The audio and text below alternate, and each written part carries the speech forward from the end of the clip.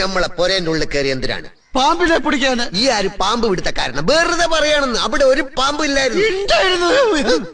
അങ്ങനെയാണെങ്കിൽ ആ പാമ്പ് എങ്ങനത്തെ പാമ്പായിരുന്നു? എങ്ങനത്തെ പാമ്പെന്ന് ചോദിച്ചാൽ തലയും പാലുള്ള പാമ്പായിരുന്നു. അല്ലാണ്ട് പിന്നെ കൊമ്പും കാലുള്ള പാമ്പിനെ നീ കണ്ടിട്ടുണ്ടോ?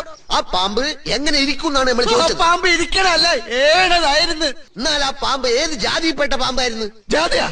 നെറ്റിമ ഒരു കുറിയുണ്ടായിരുന്നു. അപ്പൊ അയ്യങ്കാരാവും. എന്തേ പാമ്പ് അയ്യങ്കാരാ?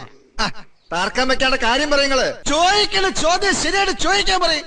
ബെസയുള്ള പാമ്പായിരുന്ന ബെസ ഇല്ലാത്ത പാമ്പായിരുന്ന? കടിച്ചാലല്ലേ അറിയൂ. ഈ അല്ലടോ പറഞ്ഞത് രാജവെമ്പാലിയാണ്, ഇത്ര നീളമുണ്ട് ഇത്ര വണ്ണുണ്ട്.